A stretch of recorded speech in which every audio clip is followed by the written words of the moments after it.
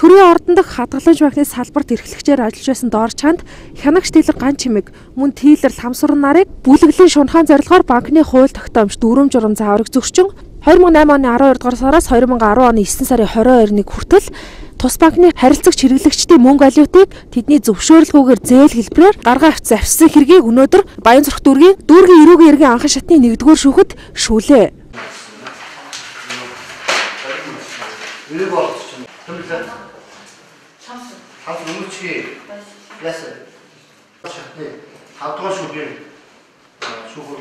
Банкны салбарын эрхлэгч болон тээлрүүдийг шунхаан зорилгоор бүлэглэн харилцагч хэрэглэгчдийн 709 сая төгрөгийг шамшигдуулсан хэрэгт нийслэлийн прокурорын газраас яллагдагчаар татав яллах дүгнэлт үйлдсэн байдаг. Прокуророос тэднийг эрүүг үеийн 233-ийн 2 заснаар хуурамч бичиг баримт ашиглан иргэдэд үлэмж хэмжээний хохирол учруулсан, эрүүг үеийн 148-ийн 4 заснаар энэ хэргийг зохион байгуулалтаагаар буюу бүлэглэн үйлдсэн.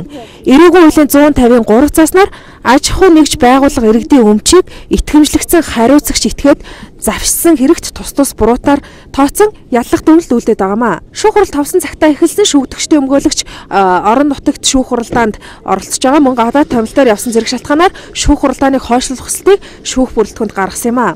Шүүгдэгчдийн өмгөөлөгчийн хүсэлтийг шүүх бүрэлдэхүүн хүлээн авч шүүх хуралдааныг ирэх 2 дугаар сарын 7-ны хүртэл хойшлууллаа.